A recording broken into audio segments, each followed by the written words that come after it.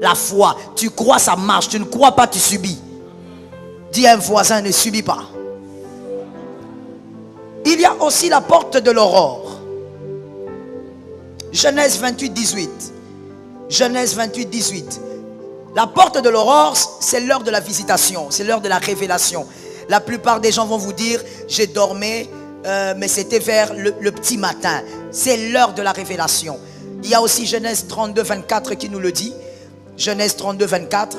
Vous allez voir que dans tous les deux versets, c'est Jacob. Jacob a vu d'abord l'échelle, les anges monter, descendre. Et la Bible dit, il s'est réveillé le matin, au petit matin. C'est à l'aurore. C'est l'heure de la révélation. À cette heure-là, les anges doivent venir te parler, te dire des choses. À cette heure-là, les anges doivent venir te communiquer des choses. Voilà pourquoi tu dois te préparer à minuit. Toi, tu fais un travail de déclaration et tu demandes au Seigneur qu'à l'aurore, tu ne rates pas ta faveur. Et le Seigneur vient te dire, monsieur, il y a des personnes, comme une dame que j'ai rencontrée il y a quelques jours, qui, à chaque fois que c'est l'aurore, Dieu lui dit exactement dans quel bureau entrer et dans quel bureau n'est pas entré. Et elle vit sa vie comme ça. Quand elle se réveille, elle prend sa voiture, elle sait où est-ce qu'elle doit aller. Et là où Dieu lui a montré, ça marche toujours. Pendant que toi, tu te réveilles comme ça, excuse-moi le terme, comme un chat, comme un petit, je sais pas, un petit renard. Il y a des gens, quand ils se réveillent, il y a des mystères qui sont déjà posés sur leur tête. Pourquoi? Parce qu'ils se sont déjà préparés la nuit. Et à l'aurore, l'ange ne passe pas, l'ange entre chez lui. Ce qui est sûr, c'est qu'à l'aurore, les anges ont déjà localisé les maisons. Là où ils doivent déposer la grâce. S'ils passent chez ton voisin sans passer chez toi, à partir d'aujourd'hui, ça doit changer. Tu dois te préparer à minuit. Est-ce que quelqu'un m'entend? Au fait, la préparation de minuit, c'est comme une invitation que vous donnez. Vous donnez une invitation.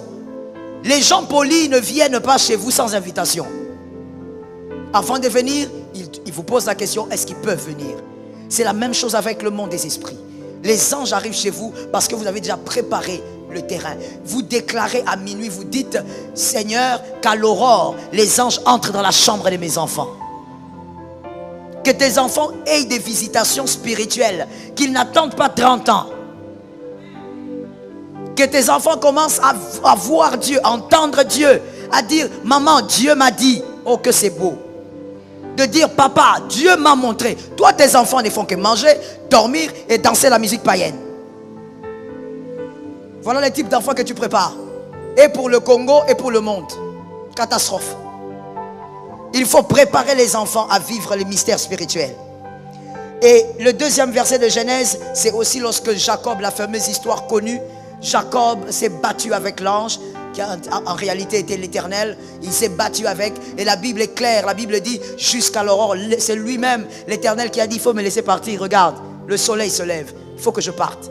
C'est à ces heures-là que l'Éternel vient parler aux élus. Psaume 55. Ok, chez moi c'est le verset 18, mais si vous avez 8 secondes, probablement c'est 16 et 17. Il est écrit, le matin, à midi et le soir, je me plains, je soupire, Dieu entend mon appel. Le psalmiste a parlé de combien de fois? Et il a précisé. Vous l'avez remarqué chez vous? Il a dit quoi chez vous? Il a ciblé 3 moments. Pourquoi? Parce que ce sont les 3 portes. Les 3 portes sur lesquelles il faut profiter. Lorsqu'il dit le soir, dans certaines versions on dit la nuit. On profite des portes ouvertes. Ne prie pas comme quelqu'un qui ignore. Prie avec la connaissance. Et ça va t'aider à bien prier. Plusieurs orateurs ici ont dit, il faut prier. Il faut prier. Il faut s'élever en prière. Mais on ne prie pas n'importe comment. Sinon un jour tu vas dire, j'ai trop prié, je n'ai rien vu. On ne prie pas n'importe comment. On prie sans cesse, mais avec stratégie. Est-ce que quelqu'un m'a entendu? On prie sans cesse, mais avec stratégie. Ça ne doit pas te rater. Monsieur, est-ce que vous savez pourquoi? Avez-vous déjà réfléchi au fait qu'un accident se passe et après l'accident, on vous dit, il y avait 3 personnes. 2 sont morts, 1 est resté. Et le 1 là qui est resté, il n'a pas des grands chocs, il a juste des petits chocs. Qu'est-ce que vous comprenez? Qu'est-ce que vous comprenez? Écoutez ce que le rationnel va vous dire. Non, mais c'est certainement que la percussion était du côté des deux autres. Lui, il était épargné parce qu'il était vers le chauffeur. C'est pour ça, ce ne sont que des mots. La réalité spirituelle est tout autre. Celui-là, c'est le seul qui était protégé. Les autres n'étaient pas protégés. Mais comment est-ce qu'il a été protégé? Est-ce par les prières de son père? Est-ce par les dîmes? Est-ce par les offrandes? La Bible dit, il renouvelle ses bontés. Dis-moi ça avec autorité.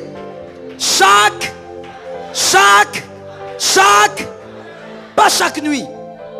C'est le matin que Dieu te donne la protection du jour. C'est le matin que tu vas faire la différence sur une moto avec n'importe qui. C'est le matin que tu reçois la grâce. Tu ne peux pas sortir de ta maison sans avoir déclaré: j'ai reçu tout ce que l'Éternel a envoyé pour moi ce matin. Habitue tes enfants avant de sortir de la maison pour aller à l'école de dire une parole au Seigneur. Ce n'est pas par hasard que vous allez à 10 pour une interview. Vous faites, vous partez, on appelle les autres. Toi, on ne t'appelle pas. Comment on ne t'a pas appelé? Il y avait 10 personnes, on a appelé 7. Toi, tu fais partie des échecs. Pourquoi toi, tu fais partie des échecs? Pourquoi tu es sur la liste noire? Pourquoi? N'as-tu pas une tête? N'as-tu pas un cerveau? N'es-tu pas intelligent? Pourquoi tu ne fais pas partie des 7? Regarde un voisin, dis-lui pourquoi. Regarde celui qui est derrière, demande-lui pourquoi. Pourquoi? Les 7 là qu'on a appelés là, ils sont nés d'un père, d'une mère. Pourquoi tu ne fais pas partie de cette liste? Pourquoi toi tu es toujours dans une liste obscure? Au nom de Jésus, ça doit changer. Je dis c'est une semaine de victoire, je disais ça doit changer. Je dis en même temps que tu dis Amen, entre dans une autre liste. En même temps que tu dis Amen, pénètre une autre liste. Je te sors de cette liste obscure au nom de Jésus. Tu as toujours un mari fatigué qui vient à la maison en train de se plaindre. Tu sais, ça n'a pas marché. Donc ton mari, ça ne marche jamais. On prend les autres, mais pas ton mari. Mais pourquoi? Pourquoi pour les autres femmes ça marche? C'est seulement ta femme qui rate toujours tous les tests. Pourquoi? La faveur de l'aurore, tu dois la recevoir. Jacob, Rizaka, il a été différent. Pas parce qu'il est né d'Isaac. Jacob n'a pas été différent. Je veux même te choquer, mais si tu lis la Bible, ça ne va pas te choquer, tu vas comprendre ça. Jacob était différent, même pas parce qu'il avait reçu la bénédiction de son père. Ce n'est pas ça qui avait créé la différence. La grande différence de Jacob a commencé le jour où il a combattu avec l'ange. Ce jour-là, on lui a dit, on te change de nom, tu deviens Israël. Aujourd'hui, le peuple qui met mal à l'aise les gens, ce n'est pas Jacob, c'est Israël. Ce n'est pas Jacob, ça n'a rien à voir avec Jacob. Ce jour-là, il y a eu une transformation. Ou peut-être on va utiliser le terme qu'on écoutait à l'époque avec XOR. Il y a eu une... Voilà, les gens de l'époque sont là. On est ensemble. Une transmutation. Ça c'est XOR. Ça veut dire que la personne est totalement changée. Ça n'a rien à voir avec la première. Jacob n'est pas redoutable, Israël est redoutable. La Bible déclare que Israël, celui qui le bénit est béni. Il ne s'agit pas de Jacob, il s'agit de quelqu'un d'autre. De celui qui a été transformé le jour où l'ange lui a dit: aujourd'hui, tu n'es plus Jacob, tu es Israël. C'est une manière aussi pour nous de comprendre que le nom d'une personne révèle la grandeur de son identité. Oui.